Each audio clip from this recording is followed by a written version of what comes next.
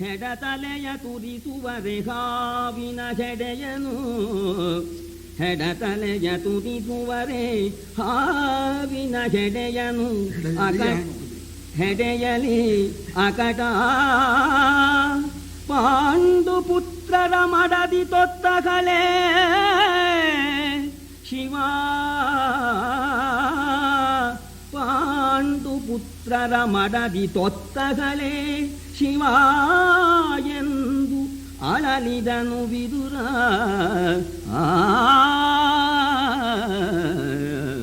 ಅಲ್ಲ, ಪಾಂಡವರ ಪತ್ನಿ ಎಂದೂ ತೊಟ್ಟಲ್ಲ, ಶಿವ ಶಿವ ಅಂತ ಹೇಳ್ತಾ ಇದ್ದಾನೆ. ಬೇಡ, ದುರ್ಯೋಧನ ಸಿಡಿಲನ್ನ ಪಟ್ನ ಕಟ್ಬಿಟ್ಟು ಶಾಖ ಕೊಡೋಕ್ ಹೋದ್ರೆ ಏನಾಗುತ್ತೆ ನೋಡ್ಕೊ ಅಂತ ಹೇಳ್ತಾ ಇದ್ದಾನೆ. ಈ ನೋವು ಗೀವು ಆದಾಗ ಡಾಕ್ಟ್ರು ಸ್ವಲ್ಪ ಕಾವು ಕೊಡು ಅಂತಾರಲ್ಲ, ಡಾಕ್ಟ್ರು ಹೇಳಿದ್ದಾರೆ ಸಿಡ್ಲಿಂದೇನೆ ಕಾವು ಕೊಡೋಕ್ ಹೋದ್ರೆ ಏನಾಗುತ್ತೆ ನೋಡ್ಕೊ. ಅಲ್ಲ, ಸಾಮರ್ಥ್ಯ ಇದೆ ಅಂತ ಹೇಳಿ ಪರಮೇಶ್ವರನ ಆನೆ ಗಣ್ಣಿನ ಆ ಬೆಂಕಿ ಅಂತ ಹೋದ್ರೆ ಅವನ ಅವಸ್ಥೆ ಏನಾಗುತ್ತೆ. ನನಗೆ ಸಾಮರ್ಥ್ಯ ಇದೆ ಅಂತ ಹೇಳಿ ಯಾವನಾದರೂ ಹಾವಿನ ಹೆಡೆಯಿಂದ ತಲೆ ಬಾಚಿಕೊಳ್ಳೋದುಂಟೆ? ಪಾಂಡವರ ಆ ರಾಣಿ ಎಂದೂ ಕೂಡ ತೊತ್ತಲ್ಲ ಅವಳು. ಕಾಳಕೂಟದ ತೊರೆಗಳಲ್ಲಿ ಜಲ ಕೇಳಿಯೇ, ಕಾಳಕೂಟದ ತೊರೆಗಳಲ್ಲಿ ಜಲ ಕೇಳಿಯೇ, ಕಾಲಾಂತಕನ ದಂಶ್ರಾಳಿಯಲಿ ನವಿಲು ಈ ಜಲೆಯ ನೀವಾಡಲಾಪಿರಲೇ, ಕಾಲರುದ್ರನ ಲಲಿಯ ನಾಟ್ಯದ ಕೇಳಿಕೆಗೆ ನೀವರ್ತಿಕಾರರೇ, ಕಾಲರುದ್ರನ ಲಲಿಯ ನಾಟ್ಯದ ಕೇಳಿಕೆಗೆ ನೀವರ್ತಿಕಾರರೇ. ಹೋಲದೋ ಶಿವ ಎನ್ನುತ್ತ ಕಂಬನಿದುಂಬಿದನು ವಿದುರ. ಜಲಕೇಳಿ ಆಡ್ತೇನೆ ಅಂತ ಹೇಳಿ ಆ ಕಾಳಕೂಟದ ಹೊಳೆ ಒಳಗೆ ಆ ತೆರೆ ಒಳಗೋಗಿ ಯಾರು ಜಲಕೇಳಿ ಆಡ್ತಾರೆ ಅಂತ, ಕಾಲ ಯಮನ ಆ ಗೋರುದಾಡೆ ಒಳಗೆ ಈ ಉಯ್ಯಾಲೆ ಆಟ ಆಡ್ತೇನೆ ಅಂತ ಯಾರು ಹೋಗ್ತಾರೆಯೇ? ಕಾಲ ರುದ್ರನ, ಪ್ರಳಯ ಕಾಲದ ರುದ್ರನ ಆ ನಾಟ್ಯ ಅದನ್ನ ನೋಡಬೇಕು ಅಂತ ಯಾರು ಅಪೇಕ್ಷಿಸ್ತಾರೆಯೇ? ಕೂಡುದು ಪಾಂಡವರ ರಾಣಿ ಎಂದೂ ಕೂಡ ಅವಳು ತೊತ್ತಲ್ಲ. ಎಂಥ ಮಾತು ಹೇಳ್ತಾ ಇದ್ದೀಯ ಅಂತ ಕಣ್ಣಲ್ಲಿ ನೀರು ತುಂಬಿಕೊಂಡು ವಿದುರ ಹೇಳ್ತಾ ಇದ್ದಾನೆ. ತಿರುವ ಕೊರಳಲಿ ತೊಡಿಸಲಾರದೆ ತೆರಳಿದರು ಚತುರಂತ ಪೃಥ್ವೀಶ್ವರರು, ಮಾಗಧ ಚೈದ್ಯ ಮೊದಲಾದ ತುಲಭುಜ ಬಲರು. ತಿರುವನೇರಿಸಿ ಧನುವನು ಗೆಲುಬ್ಬರಿಸಿ ಗಗನದ ಯಂತ್ರ ಮತ್ಸ್ಯವ ಮುರಿದ ಪಾಂಡವರ ರಸಿ ತೊತ್ತಗಳೇ, ಪಾಂಡವರ ರಸಿ ತೊತ್ತಗಳೇ ಶಿವ ಎಂದ. ಯಾವ ರಾಜನಿಂದಲೂ ಸಾಧ್ಯ ಇಲ್ಲ. ಆ ಬಿಲ್ಲಿಗೆ ಹುರಿಯನ್ನು ಕಟ್ಟಿ 5 ಬಾಣಗಳನ್ನು ಹೂಡಿ ಅಂತರಿಕ್ಷದಲ್ಲಿರ್ತಕ್ಕ ಮೀನಿನ ಯಂತ್ರವನ್ನ ಕೆಡವಿ ಯಾವ ರಾಜನಿಂದಲೂ ಆಗದೆ ಇರತಕ್ಕಂತಹ ಕೆಲಸ ಮಾಡಿ ದ್ರೌಪದಿಯನ್ನು ಮದುವೆಯಾಗಿರ್ತಕ್ಕಂತಹ ಪಾಂಡವರ ರಾಣಿ ಅವಳು ಎಂದಾದರೂ ತೊತ್ತಾಗ್ತಾಳೆಯೇ? ಪಾಂಡವರ ಸಾಮರ್ಥ್ಯ ಏನು? ಇದು ಅಲ್ಲದೇನೆ ಧರ್ಮರಾಜ ತಾನು ಸೋತು ಬಿಟ್ಟು ಆಮೇಲೆ ಅವಳನ್ನು ಇಟ್ಟಿದ್ದಾನೆ. 5 ಜನಕ್ಕೆ ಅವಳು ಸೇರಿರ್ತಕ್ಕಂಥವಳು ಒಬ್ಬನ ಪತ್ನಿ ಅಲ್ಲ, ಪಾಂಡವರ ರಾಣಿ. ಅವಳು ಎಂದಿಗೂ ಕೂಡ ತೊತ್ತಾಗಲಿಕ್ಕಿಲ್ಲ. ಬಕನ ಮುರಿದರು ವನದಲ್ಲಿ ಹಿಡಿಂಬಕನ ಕಡಿದರು, ಮಾಗಧನ ಸುಪ್ರಕಟ ಬಲವ ಅಂಬುಜನಾಳವನಾನ ಕೀಳ್ವಂತೆ, ಸಕಲ ಜನ ನೃಪರರಿಯ ಸೀಳಿದರು ಅಕಟ ಮಾರಿಯ ಬೇಟವೇ, ಅಕಟ ಮಾರಿಯ ಬೇಟವೇ ಪಾತಕವಲ ಪಾಂಚಾಲೆ ತೊತ್ತಗಳೇ, ಅಕಟ ಪಾಂಚಾಲೆ ತೊತ್ತಗಳೇ ಶಿವ ಎಂದ ಮಗನನ್ನು ಸಂಹಾರ ಮಾಡಿದ್ರು, ಹಿಡಿಂಬನ್ನು ಸಂಹಾರ ಮಾಡಿದ್ರು. ಎಲ್ಲ ರಾಜಾಧಿರಾಜರ ಮುಂದೆ ಎಲ್ಲ ನೋಡುವಂತೇನೆ ಆ ಜರಾಸಂಧ ಗೆಲ್ಲೋದಕ್ಕೆ ಸಾಧ್ಯ ಇಲ್ಲ. ಆನೆ ಬಾಳೆಕಂದನ್ನು ಮುರಿಯುವಂತೇನೆ ಜರಾಸಂಧನ್ನು ಸಿಗಿದು ಹಾಕಿಬಿಟ್ಟಿದ್ದಾರೆ. ಇಂಥ ಪಾಂಡವರ ಪತ್ನಿ ಎಂದಾದ್ರೂ ಕೂಡ ತೊತ್ತಾಗೋದುಂಟೆ. ನೋಡು ದುರ್ಯೋಧನ, ಅವಳ ತಂಟಿಗೆ ಹೋಗಬೇಡ ಅಂತ ಅವಳನ್ನ ಕರ್ಕೊಂಬ ಕೇಳ್ತೇನೆ ಅಂತನ್ನಲ್ಲ. ಅವಳ ತಂಟಿಗೆ ಹೋಗಬೇಡ, ಮಾರಿಯನ್ನ ಬೇಟೆ ಆಡೋದು ಖಂಡಿತ ಒಳ್ಳೇದಲ್ಲ. ಸೋಲಿಸಿದೆ ನೀನೀಗಲಿ ನರಪಾಲರನು ಜೂಜಿನಲಿ, ಮೇಲಣ ಕಾಳಗದ ಕಳನೊಳಗೆ ಕವಿತಗ ಕೋಲ ತೋಜಿನಲಿ, ಸೋಲ ಒಂದಕ್ಕೆ ನೂರು ನೂರರ ಮೇಲೆ ಸಾವಿರದ ಮೈಸಾಲ ಲಕ್ಷವನಂತವಾಗಿಯ ತೆಗೆ ಬರವರೆಲ್ಲ. ಆ ಸ್ಥಿತಿ ನೋಡಿದ ಪಾಂಡವರು ಸುಮ್ಮನೆ ಇದ್ದಾರೆ. ಇವ ವಿವೇಕಿ ಏನಾದ್ರು ಹೆಚ್ಚು ಕಮ್ಮಿ ಮಾಡಿಬಿಟ್ಟಾನು, ದ್ರೌಪದಿಗೆಲ್ಲ ಮನ ಹೋಗುತ್ತೋ, ನಾನು ಕರ್ಕೊಂಬಂತ ಕೆಲಸ ಮಾಡಿದ್ನಲ್ಲ ಅಂತ ಹೇಳಿ ದುರ್ಯೋಧನ ನಡಿಗೆ ಬಿಡಬೇಕು. ಅದಕ್ಕೋಸ್ಕರ ಸ್ವಲ್ಪ ಜಬರದಸ್ತಿಯಿಂದ ಹೇಳ್ತಾ ಇದ್ದಾನೆ, ದುರ್ಯೋಧನ ಮಾವ ನೀನು ಮಸರತ್ ಮಾಡಿಕೊಂಡು ಅನ್ಯಾಯವಾಗಿ ಮೋಸದ ಜೂಜಿನಿಂದ ಎಲ್ಲ ಗೆದ್ದಿದ್ದೀರಿ, ಇರ್ಲಿ ಇದನ್ನು ತೀರಿಸ್ತಾರೆ. ನಾಳೆ ನಡೆಯತಕ್ಕಂಥ ರಣಾಂಗಣದಲ್ಲಿ ಅವರು ಬಾಣದ ಮೂಲಕ ತೀರಿಸ್ತಾರೆ. ಬಡ್ಡಿ ಮರಿಬಡ್ಡಿ ಸಮೇತ 1ಕ್ಕೆ 10 ಆಗಿ 3 ಆಗಿ 1000ವಾಗಿ ಹೊಡೆದು ಬಾಣಗಳಿಂದ ಇದನ್ನು ತೀರಿಸ್ಕೊಳ್ತಾರೆ. ನೋಡು, ಸಹನಿಗೂ ಒಂದು ಮಿತಿ ಇದೆ. ದ್ರೌಪದಿ ತಂಟೆಗೆ ಹೋಗೋದು ಬೇಡ ಅನ್ನೋದಕ್ಕೋಸ್ಕರ ಆ ಭಯ ಹುಟ್ಟಿಸ್ಬೇಕು ಅಂತ ಹೇಳಿ ಆಗ ಹೇಳ್ತಾ ಇದ್ದಾನೆ. ಭೀಮಾದಿಗಳೇನೋ ಈಗ ಕೂತ್ಕೊಂಡಿದ್ದಾರೆ. ನೀನೇನಾರು ದ್ರೌಪದಿ ತಂಟಿಗೆ ಹೋದಿಯೋ ಎಲೆದು ತರಿಸ ದ್ರೌಪದಿಯ ನೀ ಕಳಕಳಕ್ಕೆ ಕೈಗೊಟ್ಟವೋಲ್, ಅಸ್ಖಲಿತರಿಹರು ಅಕ್ಷಮತೆಯನಿ ತತ್ಸಮಯ ಪರ್ಯಂತ. ಬಳಿಕನು ವರಸತಿಯ ರಕ್ಕೆಯ ಕಳವಳದ ಬಿಡುಮುಡಿಯ ಬಸುರಿನ ತಳದ ಬಿರುವೈಲುಗಳ ಭಂಗವ ಕಾಂಬರಿವರೆಂದ. ಅಣ್ಣನ ಮರ್ಯಾದೆ ಉಳಿಸ್ಬೇಕು, ಅಣ್ಣ ದೊಡ್ಡವನು ಅಂತ ಇಷ್ಟು ಅಪಮಾನವಾದರೂ ಕೂಡ ಜಗಜಟ್ಟಿಗಳಾದ ಈ ಭೀಮಾದಿಗಳು ಸಹಿಸಿಕೊಂಡಿದ್ದಾರೆ. ಅವರ ಸಹನಿಗೂ ಮಿತಿ ಉಂಟು, ಕ್ಷಮೆಗೂ ಮಿತಿ ಉಂಟು. ಬೇಡ, ಮಾರಿ ಸಹವಾಸ ಮಾಡಬೇಡ, ಅವಳ ತಂಟಿಗೆ ಹೋಗಬೇಡ. ನೀನು ಅವಳನ್ನ ಎಳೆಸಿಬಿಟ್ರೆ ಆ ಕೂಡ್ಲೇನೆ ಇವರು ಮಾಡ್ತಕ್ಕಂಥದ್ದನ್ನು ಹೇಳ್ತೇನೆ, ಸಾಮಾನ್ಯವಲ್ಲ. ನಿಮ್ಮ 100 ರಾಣಿಯರಿದಾರಲ್ಲ, ಅವರು ತಲೆ ಕೆದರ್ಕೊಂಡು ಕಣ್ಣಲ್ಲಿ ನೀರು ಸುರಿಸ್ತಾ ಎದೆ ಬಡ್ಕೊಳ್ಳೋ ಹಾಗೆ ಮಾಡ್ತಾರೆ. ಆಗ ದಪಾಯಿ ಬಿಟ್ಟ. ಇದು ಯಾವಾಗ್ಯ ವಿದುರ ಕೂತ್ಕೊಂಡು ಕಡ್ಡಿ ಮುರಿದಾಗೆ ಕಾಣಿಸೋ ನೋಡು, ಆ ಕೂಡಲೇ ಆಗ್ಬಿಡುತ್ತೆ, ಈಗಲೇ ಆಗ್ಬಿಡುತ್ತೆ ಅಂದ್ಬಿಟ್ಟ. ಅವಾಗ ಗಾಬರಿ ಆಗ್ಬಿಡ್ತವ್ರು. ಇದ್ರ ತಂಟೆ ಕೈ ಬಿಟ್ಬಿಟ್ಟ ದುರ್ಯೋಧನ. ಇವನವರ ಬಹಿರಂಗ ಜೀವಂ ವ್ಯವಹರಣೆಯಾದನು, ಈ ವಿದುರನು ಪಾಂಡವರ ಬಹಿರಂಗ ಜೀವಂ ವ್ಯವಹರಣೆಯಾದನು. ವೃಥಾತಾನಿವನ ಕೆಣಕಿದನು ಅಕಟ ಬೋಧ ಭ್ರಾಂತಿ ಬಾಹಿರನ. ಇವನಿರಲಿ ಪ್ರಾತಿಕಾಮಿಕ ಯುವತಿಯನು ಕರೆ ಹೋಗು ನೀನೆನನು. ಅವಘಾದವಗಾಯಿತಿ ಬಂದನು ದೇವಿಯರ ಮನೆಗೆ.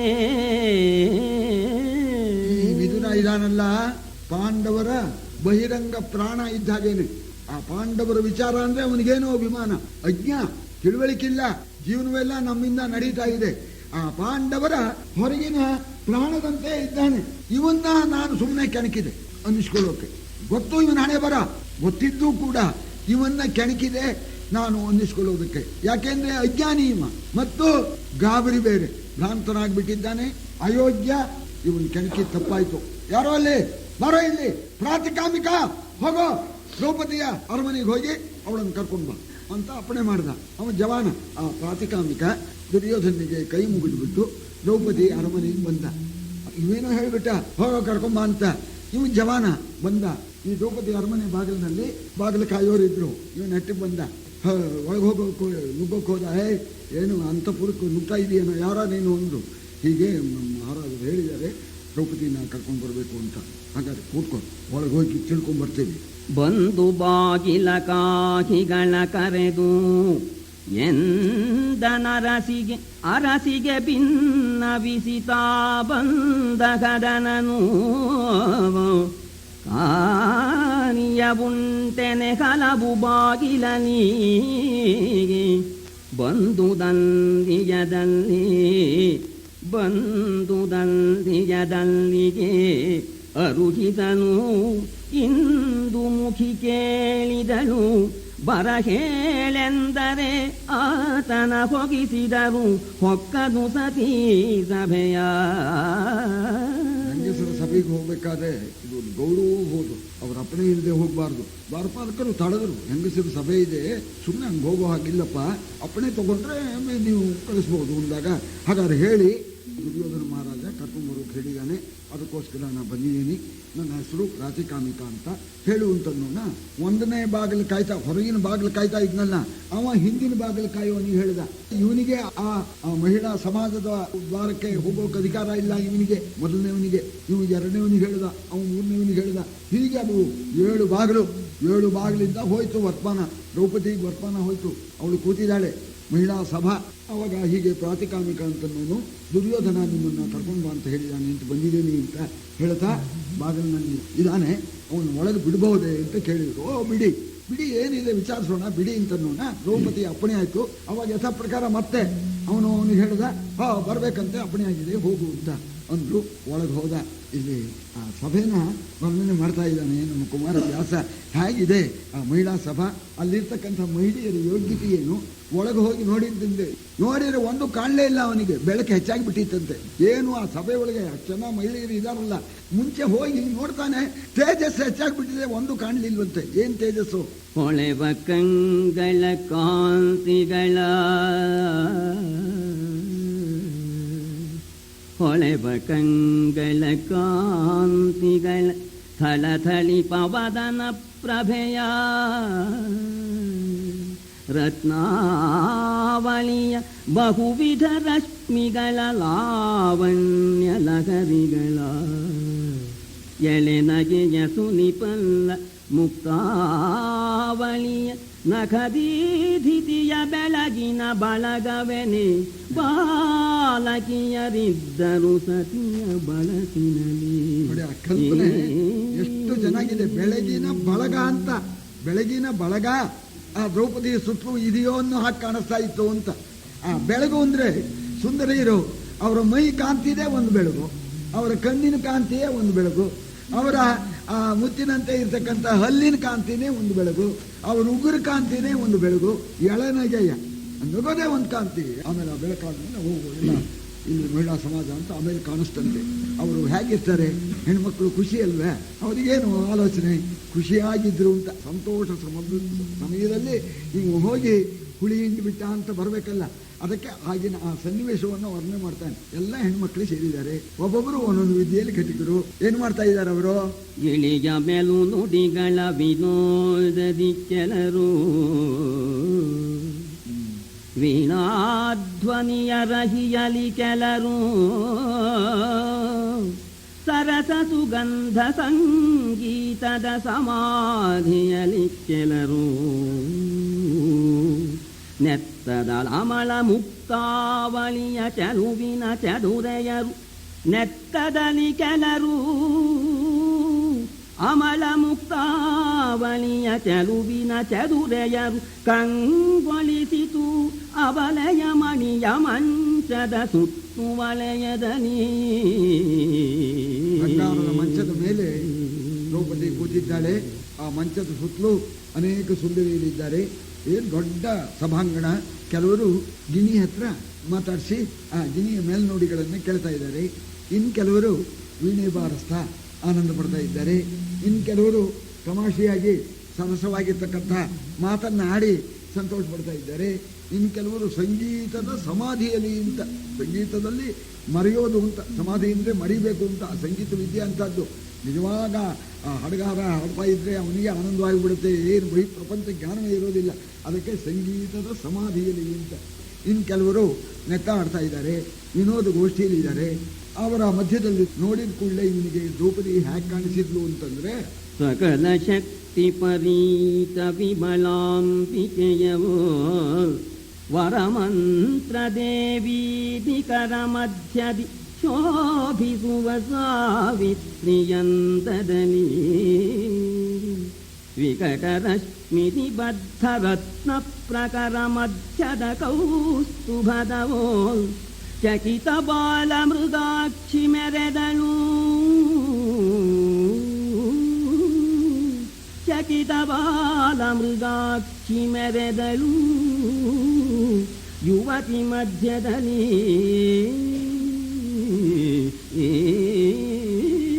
ಶಕ್ತಿ ದೇವತೆಯರು ಎಷ್ಟೋ ಲೆಕ್ಕವೇ ಇಲ್ಲ ಅಂತ ಸಕಲ ಶಕ್ತಿ ದೇವತೆಯರ ಮಧ್ಯದಲ್ಲಿರ್ತಕ್ಕಂಥ ಸಾಕ್ಷಾತ್ ಗೌರಿ, ಆ ಗೌರಿ ದೇವಿ ಅಂತೆಯೋ, ಮಂತ್ರ ದೇವತೆಯರ ಮಧ್ಯದಲ್ಲಿರ್ತಕ್ಕಂಥ ಸಾವಿತ್ರಿ ದೇವಿ ಅಂತೆಯೋ, ಸಕಲ ರತ್ನಗಳ ಮಧ್ಯದಲ್ಲಿರ್ತಕ್ಕಂಥ ಕೌಸ್ತುಭದಂತೆಯೇ ಅಂತ. ಕೌಸ್ತುಭ ಶ್ರೇಷ್ಠವಾದ ರತ್ನ. ಚಕಿತ ಬಾಲ ಮೃಗಾಕ್ಷಿ. ಇಲ್ಲಿ ಒಂದು ಮಾತು ಹೇಳ್ತಾ ಇದ್ದಾನೆ, ಬಹಳ ಜಾಣೆ ಅವಳು. ದುರ್ಯೋಧನ ನೇರವಾಗಿ ನನ್ನನ್ನ ಕರೆ ಕಳಿಸ್ತಾನೆ ಅಂತ ಕಳಿಸಿದ್ದಾನೆ ಅಂತ ಕರೆಯೋಕೆ ಬರಬೇಕಾದ್ರೆ ಏನೋ ಅನಾಹುತ ಆಗಿದೆ. ಜಾಣೆ ಅವಳು. ಏನಾಗಿರ್ಬೋದು ಅಂತ ಅವಳು ಕಣ್ಣು ಚಂಚಲವಾಗಿಬಿಟ್ಟಿದೆಯಂತೆ, ಸುತ್ತು ನೋಡ್ತಾ ಇದ್ದಾಳೆ, ಏನೋ ಅನಾಹುತವಾಗಿದೆ ಅಂತ. ಇಂಥ ದ್ರೌಪದಿಯನ್ನ ನೋಡ್ದ ಮಹಿಳಾ ಸಮಾಜ ಸಾಧ್ಯರೆಲ್ಲ ಇದ್ದಾರೆ. ಇವಳಂತ ಸಾಕ್ಷಾತ್ ಅಂಬಿಕೆ ಇರ್ಬೋದು, ಗೌರಿ ಹಾಗೆ ಸಾವಿತ್ರಿ ಹಾಗೆ ಇವಳಿದ್ದಾಳೆ. ನೀವು ತಂದಿರೋದು ದುರ್ಯೋಧನ ಹೇಳ್ತಕ್ಕಂಥ ಮಾತು ಕರ್ಕೊಂಬಾರೋ ಅಂತ ಅಂದ್ಬಿಟ್ಟಿಯಾನೆ. ಇವನು ಜಬರ್ದಸ್ತ್ ನಡೆಯುತ್ತೆ, ಗಾಬರಿ ಆಗ್ಬಿಡ್ತು. ನೋಡಿದ ಕೂಡಲೇ ಒಂದು ಸಾಷ್ಟಾಂಗ ನಮಸ್ಕಾರ ಹಾಕ್ಬಿಟ್ಟ. ಮೊದಲು ನಮಸ್ಕಾರ ಮಾಡಿ ಆಮೇಲೆ ಕೈ ಜೋಡಿಸ್ಕೊಂಡು ಸುತ್ತಲೆಸೆಯ ವಿಲಾಸಿನಿ ಜನಕತ್ತು ಸಾವಿರ ನಡುವೆ ಕಂಡನು ಮತ್ತ ಕಾಶಿನಿಯನು ಪತಿವ್ರತೆಯದ ಶಿರೋಮಣಿಯ ಹತ್ತಿರೈತರಲಂಜಿದನು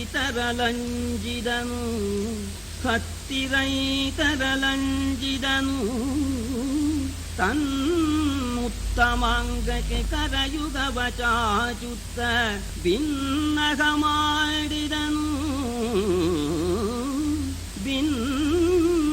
ಮಾಡಿದನು ಪಾಂಚಾಲನಂದನಿಗೆ.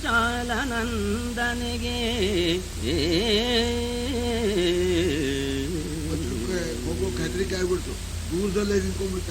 ಸಾಷ್ಟಾಂಗ ನಮಸ್ಕಾರ ಹಾಕಿ ಆಮೇಲೆ ಎದ್ದು ಬಿಟ್ಟು ತನ್ನ ಶಿರಸ್ಸಿನ ಮೇಲೆ ಕೈ ಜೋಡಿಸಿಕೊಂಡು ಆ ದ್ರೌಪದಿಗೆ ಹೇಳ್ತಾ ಇದ್ದಾರೆ, ತಾಯೇ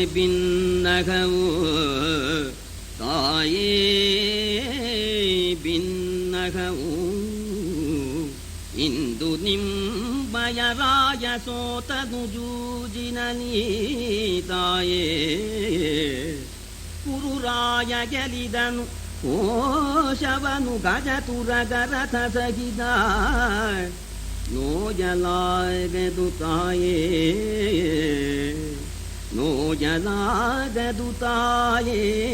ಹಲವು ಮಾತೆ ಆಯುಧಿಷ್ಠಿರ ನೃಪತಿ ಸೋತನು ತಾಯೇ ಭೀಮಾರ್ಜುನ ನಕುಲ ಸಹದೇವ ನೀಂ ಸಹಿತ ಆಯುಧಿಷ್ಠಿರ ನೃಪತಿ ಸೋತನು ತಾಯೇ ನೋಯಲಾಗದು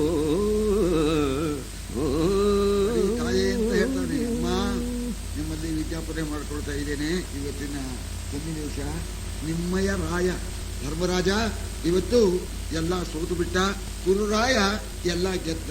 ರಾಜ್ಯ ಕೋಶ ಮತ್ತು ತಮ್ಮಂದ್ರು ತಾನು ನೀವು ಎಲ್ಲರನ್ನೂ ಒಡ್ಡು ಬಿಟ್ಟು ಸೋತು ಬಿಟ್ಟ. ಅಮ್ಮ, ತಾವು ಸಂಕಟ ಪಡಬೇಡಿ, ಎಲ್ಲವನ್ನು ಕೂಡ ಸೋತಿದ್ದಾನೆ ಧರ್ಮರಾಜ ಅಂತ ನೋಡ ಆನಂದವಾಗಿದ್ರಲ್ಲ.